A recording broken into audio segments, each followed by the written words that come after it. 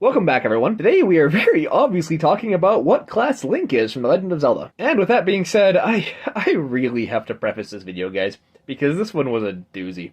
Link is many different things. For example, in the most recent game, Tears of the Kingdom, you could genuinely argue that he's an artificer. In Twilight Princess, you could say he's part druid. You could even argue bard for any of the games that use music as a mechanic. So the real question boils down to not what class is Link, but which Link is what class or classes. So I chose Ocarina of Time Link because it's the game I'm most familiar with, and I feel the most comfortable talking about it. Now for what classes I think Link would be, I'm going to argue for both the Bard and the Paladin. The first one I'm going to talk about is Bard, but that's just because it's the easiest to describe, and that simplicity comes from the fact that there's just magical songs in Ocarina of Time. Let's talk about Soraya's song, which is essentially the message spell, given it only works for one person, but still, it's magic. Then there's the Sun Song that changes day to night and night to day, and the Song of Storms that makes it rain on command. But that's really the only reason why I would argue for Bard, and even then he wouldn't be a very high-level Bard. So what would Link's main class be?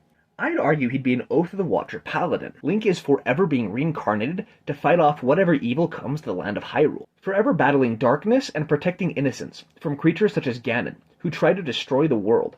I can see as easily being reflavored as an Oath of the Watcher Paladin. Those who have taken the Oath of the Watcher protect mortals from the predations of extraplanar creatures. On top of that, Tasha's Cauldron mentions some tenets of the Watchers, which includes vigilance and discipline. Particularly under vigilance, it says the threats you face are powerful and cunning. Be ever alert for their corruption. Your blade must be forever sharp, and your mind keen, to survive. I mention these tenets because the boss fights and dungeons in Ocarina of Time are puzzles. Some harder than others, but puzzles nonetheless. Especially the boss fights. For example, Goma climbs up a wall and lays eggs on the ceiling. If you're quick, you can shoot her in the eye, knock her down, and beat her to death with a twig. The fourth level boss of Phantom Ganon teleports into nearby paintings, and then quickly comes out of one later.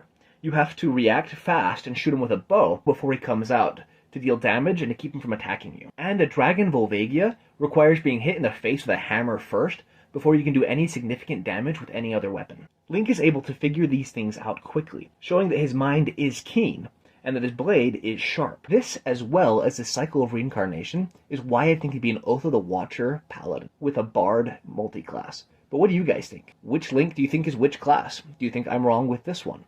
Also, what character do you want me to do next? Let me know in the comments. Hey, thanks for watching, guys, and this has been Out of Initiative.